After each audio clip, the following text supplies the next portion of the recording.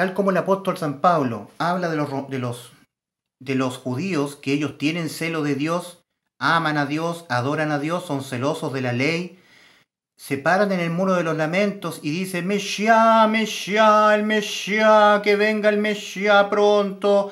Y ellos guardan la ley y adoran a Dios, pero ellos, los judíos, no tienen celo de Dios, tienen mucho celo de Dios, son celosos de las cosas de Dios, igual que muchos de los pentecostales, muchos de los evangélicos.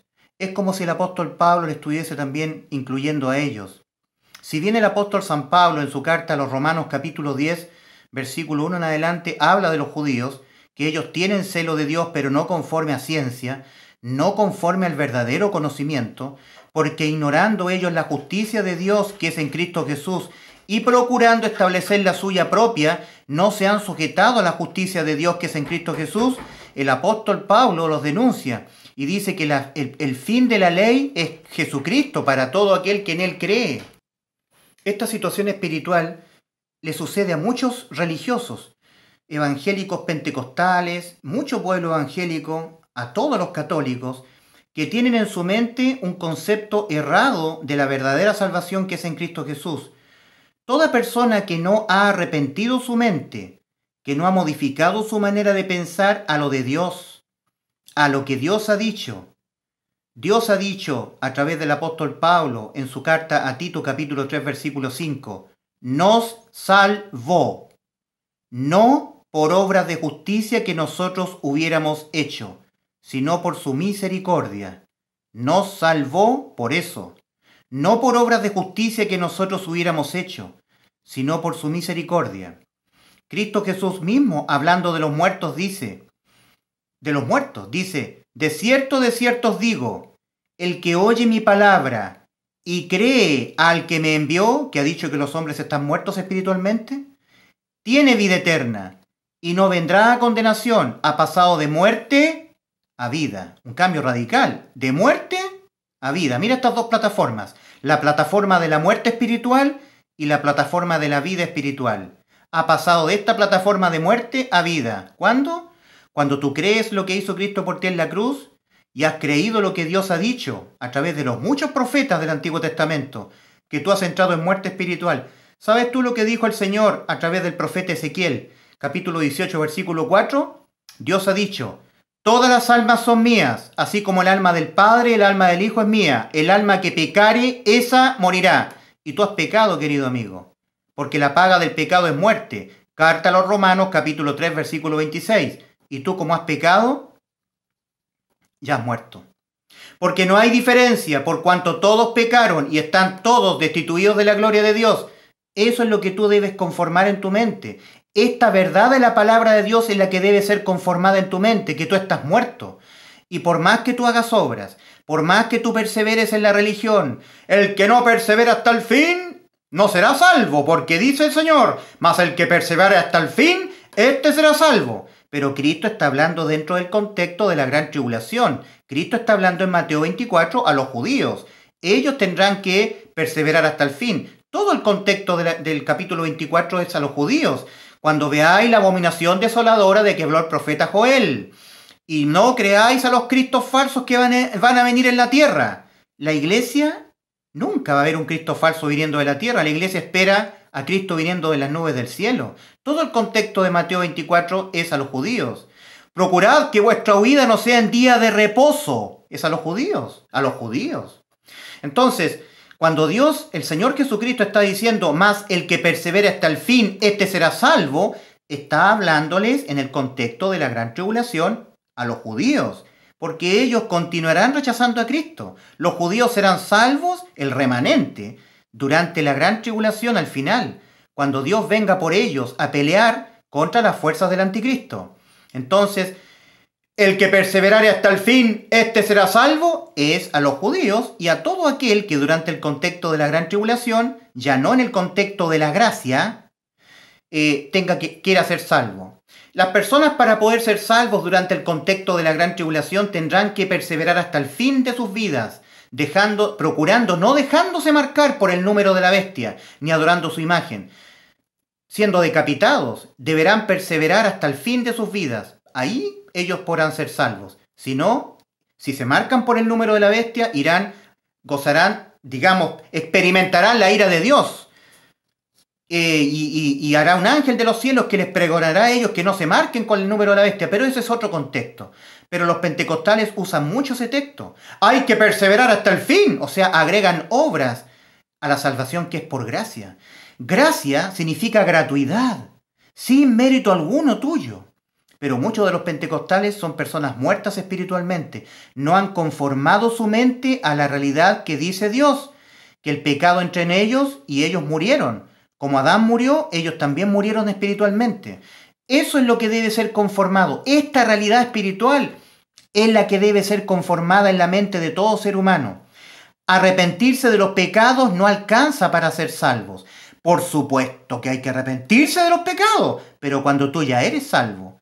Todos los seres humanos que son parte constitutiva de la Iglesia de Cristo, como ellos también pecan, no lo hacen con intención, sino que son sorprendidos, son traicionados por su cuerpo de pecado.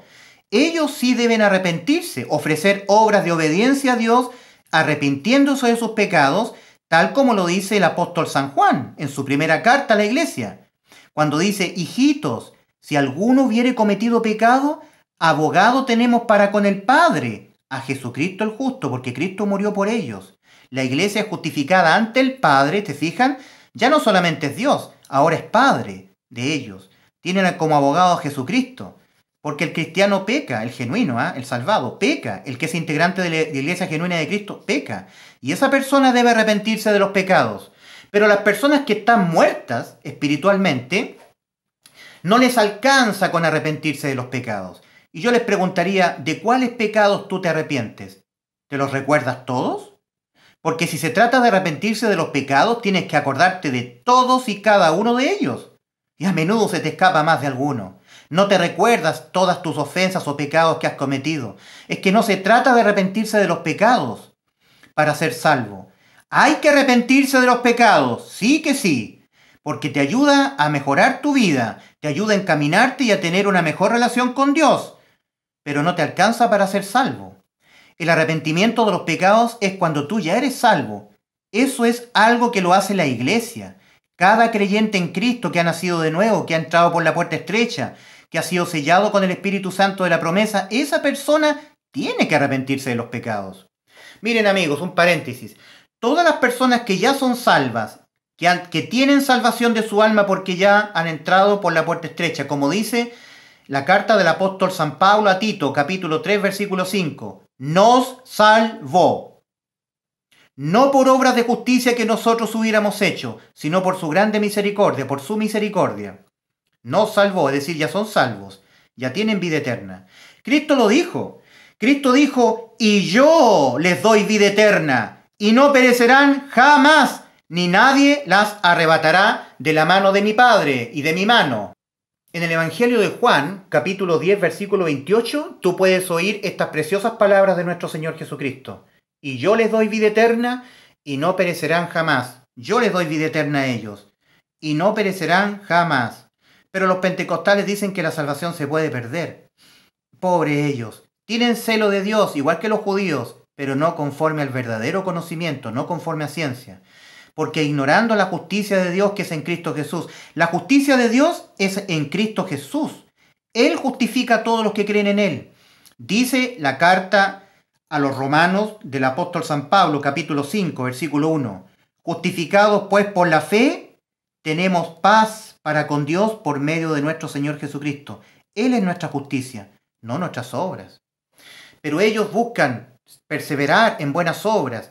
Dicen ellos: sin santidad nadie verá al Señor. Así que si tú no te santificas y no eres santo, te quedarás cuando Cristo venga a buscar su iglesia. Es decir, otra vez con la filosofía de perder la salvación. Amigo, o tú ya eres salvo o tú todavía estás en muerte espiritual. No, hay dos caminos, pero y dos destinos. No hay 3 caminos ni 4 caminos. O tú estás vivo o tú estás muerto. O tú eres un hijo de Dios o tú eres un hijo del diablo.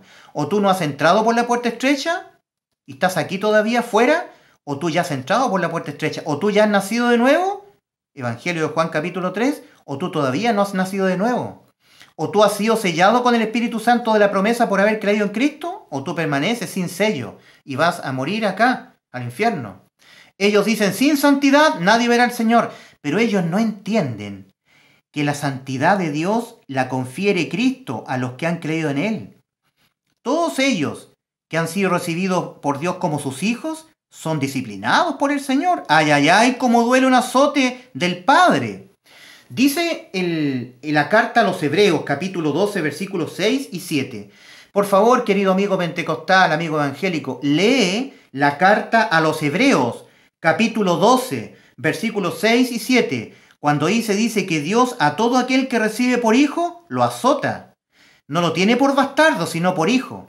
Es imposible que un cristiano salvado que ha entrado por la puerta estrecha, que ya tiene vida eterna, que cuando muera va al cielo, a todo evento, no importa cuántos pecados cometa, no importa si se va al mundo, no importa cuán embarrado esté, pero si esa persona ha entrado por la puerta estrecha, por la fidelidad de Cristo, por lo que Él hizo en la cruz, esa persona es salva.